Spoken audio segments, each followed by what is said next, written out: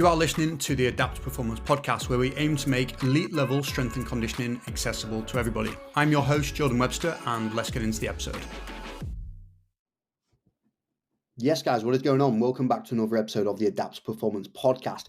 So in today's episode, I want to tackle some conditioning, but applied in the real world, and give you some very practical examples of how to use the science and how it can apply to you guys. So I put out a Q&A the other day on Instagram, as I do every week, and got a lot of conditioning questions. So I wanted to take a few of those and basically answer them in a little bit of a longer format, just to give you an appreciation of, some of the context and some of the questions I would be asking about your questions, to make it as specific as possible. Because ultimately, like, the devil is in the details with this stuff all the time. That's really where expertise is the most profound. It's in the details. So what I want to do then, I'm going to talk you through a case study, actually, first and foremost. So I'm going to talk you through a athlete that we've just taken on at Adapt, who is a Muay Thai athlete.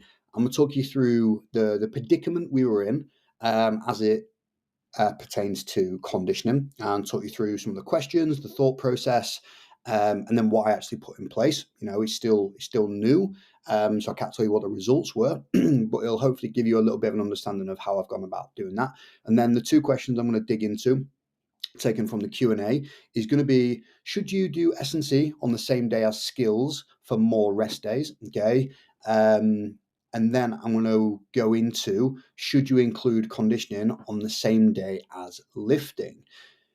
So I'm going to go through in that order. Okay. So Muay Thai first, then it's going to be S&C on the same day as skills, and then should you do lifting on the same day as conditioning? All right. So Let's begin then with the Muay Thai case study. So this chap reached out, basically said, look, I've got 4 weeks until my fight.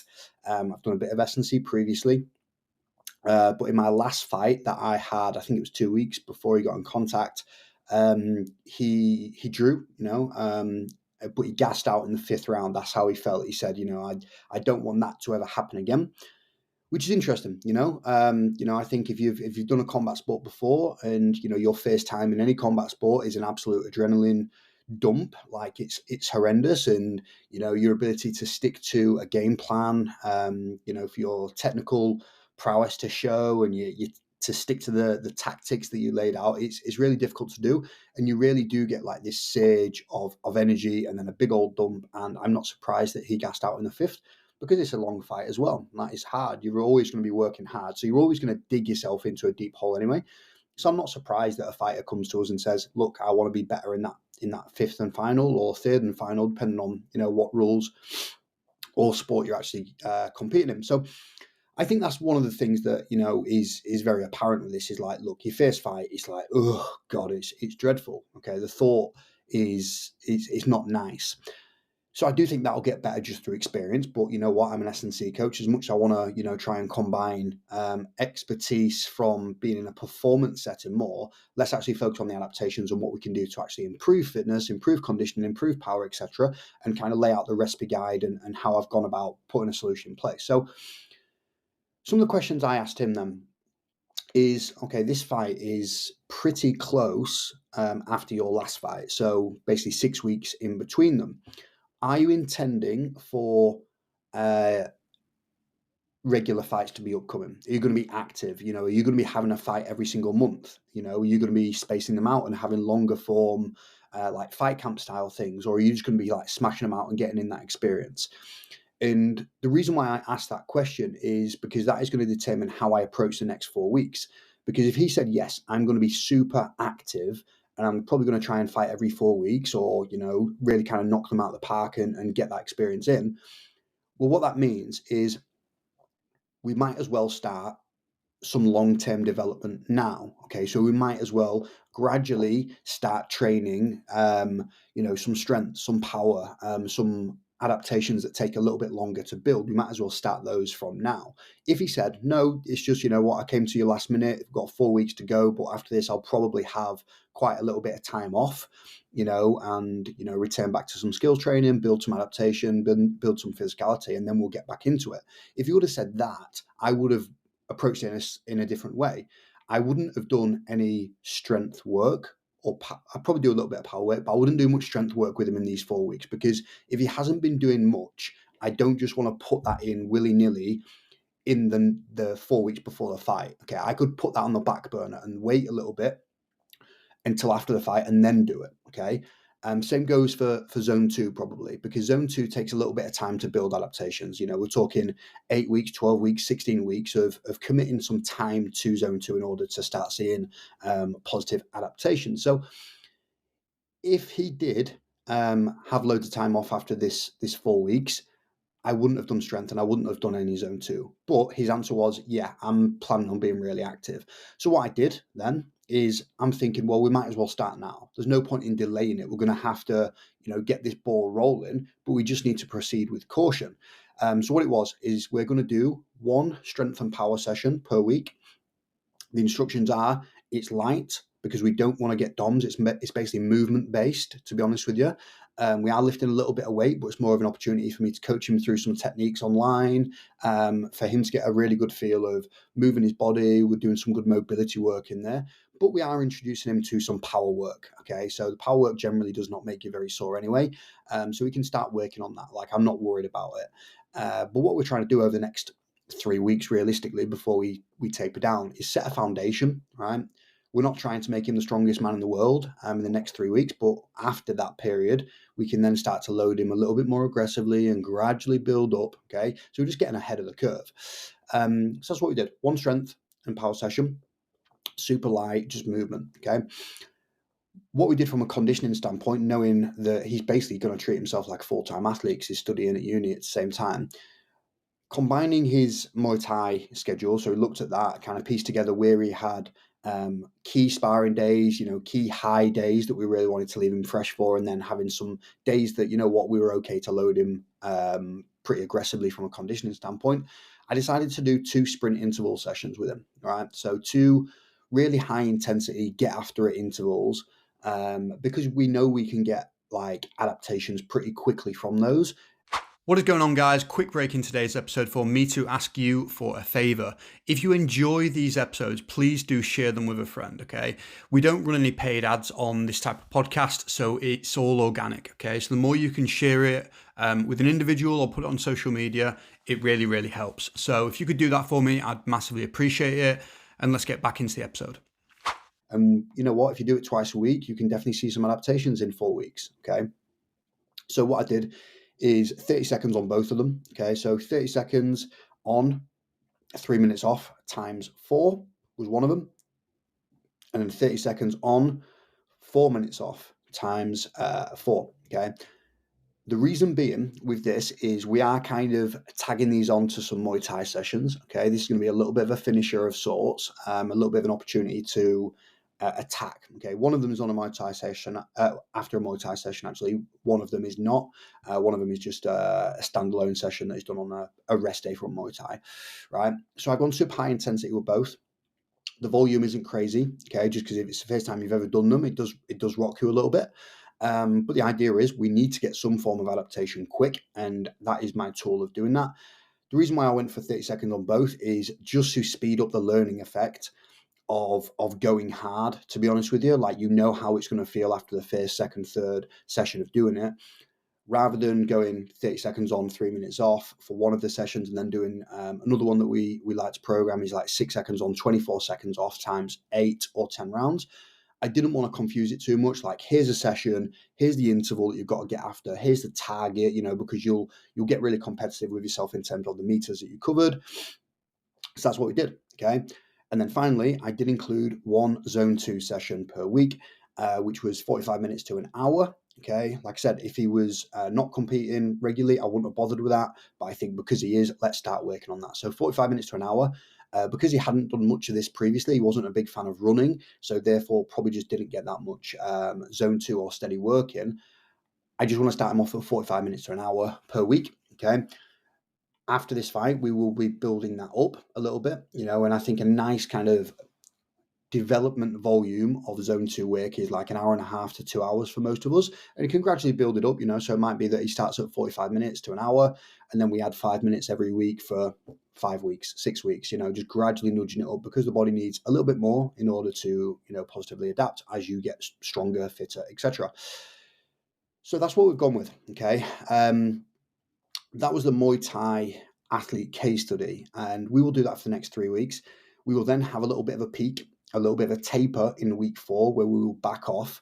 We won't do the strength work or the strength and power work. We will do the power work, just the jumps, the med ball throws, and a little bit of mobility. So that'll act as a really nice little primer, keeps those adaptations alive, because they die off pretty quickly. If you don't train power within like 7 days, you start to regress.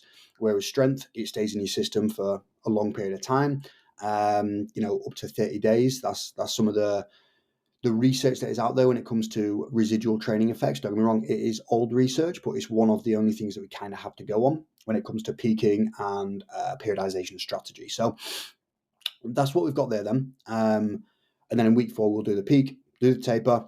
We'll get rid of the conditioning. He won't do his zone 2 unless he needs the zone 2 to help him with his weight management of getting body weight down.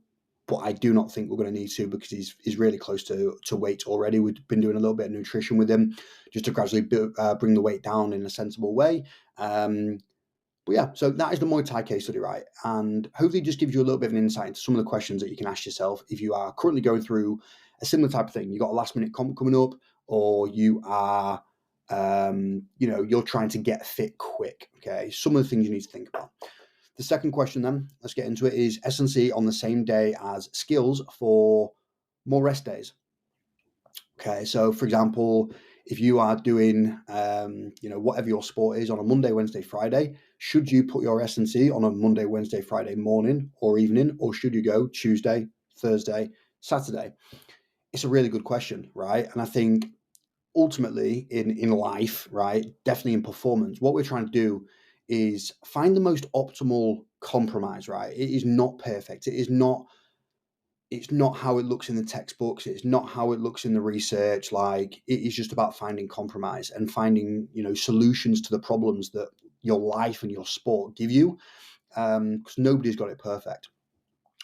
But what we're trying to do here is kind of talk through the method of, essentially your question is, are you better off trying to commit to a high-low system to really balance optimally the recovery and intensity side? So the high-low system, for people that don't know, it's a loose framework of how to periodize a training week.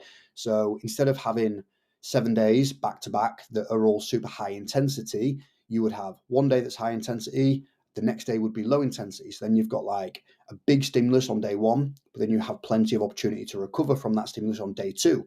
Day 3, high intensity. Day 4, low intensity. So you have this wave going on, right?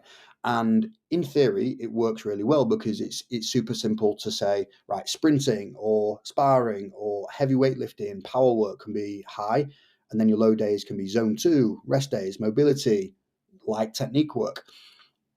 That just does not happen in the real world. And knowing this particular guy comes from combat sports, yeah, good luck. Like, unless you have the ear of the coach and you can really kind of make sure that the classes that he puts on match that intensity, it's just not really going to happen. You will end up with days that are, if we was to map out a general training week, it will probably be high intensity one day. The next day will be medium intensity. Then it's high intensity. Then it's medium. Then you might have a low day because you decided not to go in because you're feeling sore. Then it's high day. Then it might be another high day.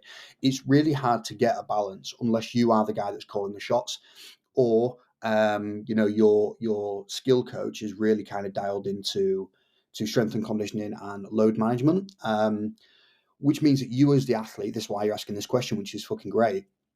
The athlete needs to take ownership over this if they do not have an S&C coach or a head coach that is really kind of taking care of this stuff, right? The athlete needs to control it themselves, and it's really hard to do, but that's the reality. So, look, I know people that do S&C on the same day as their skills training, and they love it, right? But the thing is, what they're doing is like 3 S&C sessions a week plus 5 skill sessions, okay?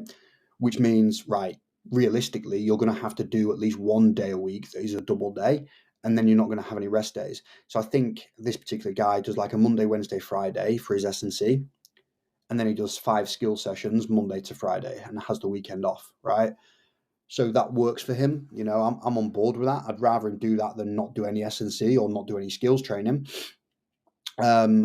I know in the past I've done something very similar. I do some double days now as well.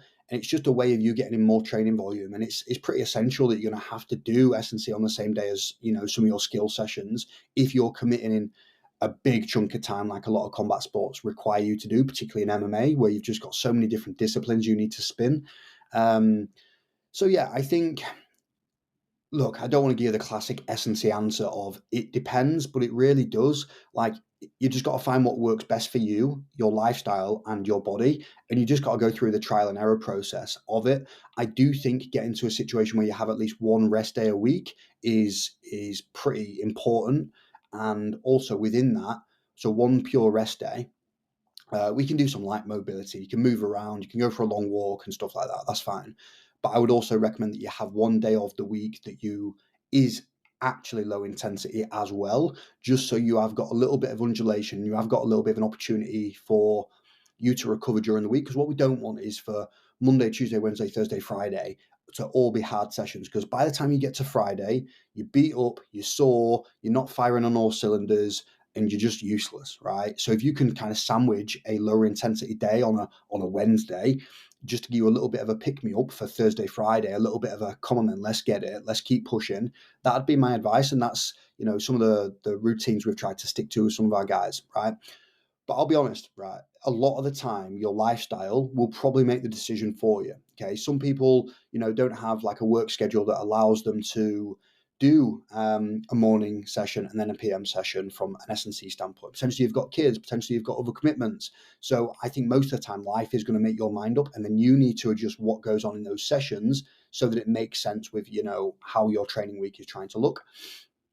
So yeah, that's my answer there. But look, double days are sound. Like, I'm a fan of double days. It's just what I would do if you're brand new to doing double days. Start off really gently, like, because it rocks you in a slightly different way. Like, the fatigue build up can be pretty severe. So like, if you usually do, I don't know, an S&C session where you do 3 sets of everything, and you lift pretty heavy, maybe just do 2 sets of everything if you're doing a double day, and maybe take a little bit of the intensity off the top, just to see how you get on. Do that for 2 or 3 weeks. If it feels good, maybe, increase the intensity. If it still feels good, decide whether you need to add some more volume. I think sometimes we're probably in too much of a rush to add volume. Anyway, so look, hopefully that gives you a little bit more to go off there. And, just to reiterate one of the things I said before, find the most optimal compromise, right? That's all it is. That really is all it is. The final question I'm going to dig into is, include conditioning on the same day as lifting is a great question. So what we're basically going to be chatting through here is some of the hot take type of posts out there mention around the interference effect, which is essentially the idea that if you lift and do aerobic activity in the same session or same day, you are going to get reduced results from one of them or both of them potentially, because they say that the pathways that are activated by strength training is totally different to the pathways that are activated from conditioning or aerobic training. So it's a little bit like a light switch. That's one of the ways that they use to explain it. I'm not too sure if that is up to date with what the current research is saying. But essentially, if one is turned on, the other one's turned off. If one's turned off, the other one's turned on. Okay, so they're basically saying if you do that, you're not going to end up with enough of an adaptation from each. I don't really believe in it that much. Okay, we all do concurrent training, most of us. Like, if you play a sport and you do lifting, there's concurrent aspects to it. So I wouldn't stress. Like, it's just about being an athlete. There probably is a small amount of difference in the adaptation, but do I think it's from the neural pathways that are being activated or deactivated? Not really. I actually think it's more due to the fatigue buildup of doing a lot of different training. I think it's, if you do strength first and then you go into conditioning, you're probably not going to have as much energy for the conditioning. So the intensity is lower in the conditioning.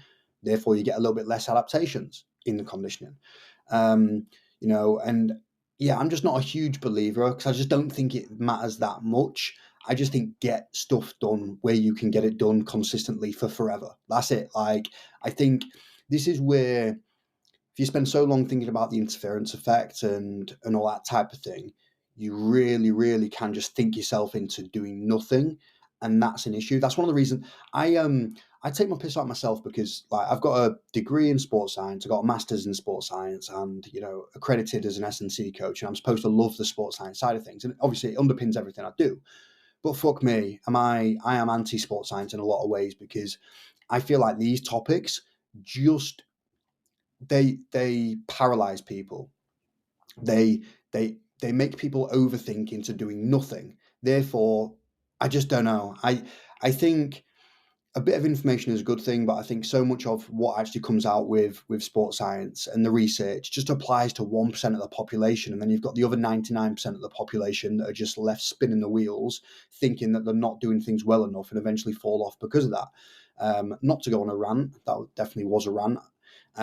So yeah, I think ultimately, I just don't think it really matters. If we look at what the science says of, okay, well, there is going to be different neural pathways, and you can't improve both of those qualities at the same time to a high degree, which I don't agree with. We just need to take that science and apply a little bit of real world practicality to it. Like, it's dirty science. Ultimately, that's what we're trying to do here. So my loose recommendations for you, pal, is, if you had to, which I'm a big fan of, like quite often we will do a power, we will go into some strength, and then we will finish off with some conditioning. We do that with a lot of our athletes. Like, that's almost common practice, because a lot of us don't have 7 sessions a week to dedicate to S&C. Some of us have 2 or maybe 3. Therefore, you kind of have to get in the different elements of what's going to improve your performance in the same session. And you know what? If you lose 2% by doing it all in the same session, I will take that 2% loss, because it's better than you not doing it in the first place. So yeah, if you're going to do your strength and power session, I would probably tag on your sprint intervals, your high intensity work, your alactic conditioning, whatever you're going to be doing. I would tag that in that session, and I would probably do your zone 2 in a separate session. Okay, so if you can do that on a low day, perfect, because then you can really kind of lean towards the high intensity, low intensity model that we kind of outlined before. So yeah, I think for me, just get it done. That's realistically my answer there.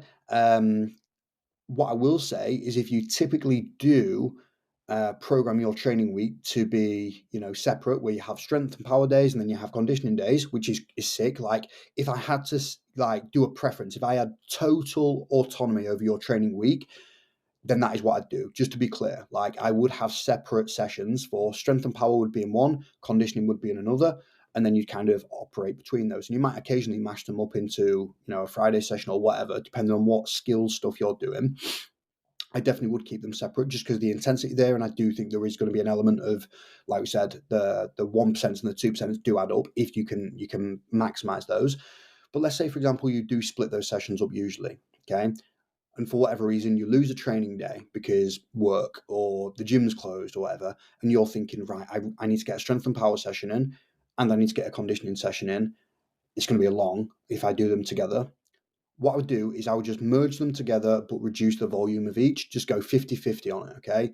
Cut the strength and power work by half, cut the conditioning work by half.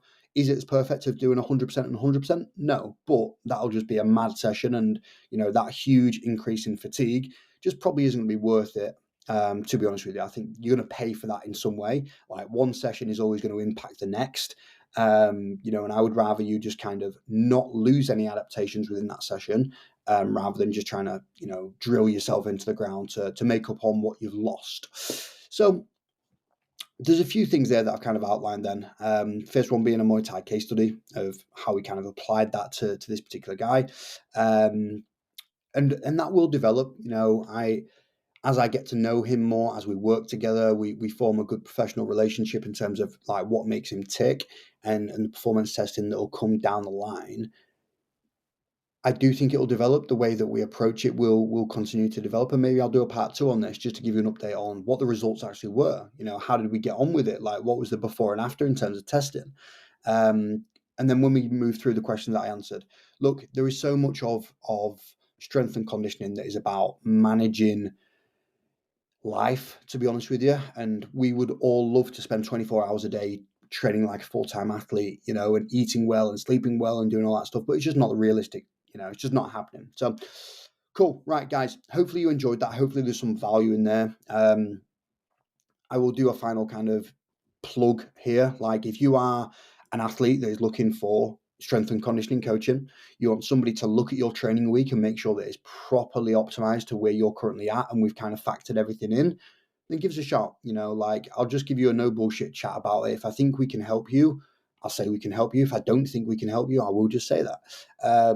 But I do think at some point, every athlete should have experience under an S&C coach that is good, who they trust for a decent amount of time, 6 months, a year.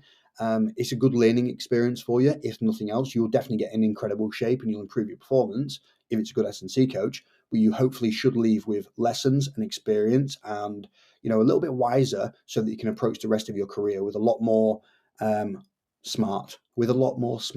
Yeah, let's go with that. That terrible bit of grammar.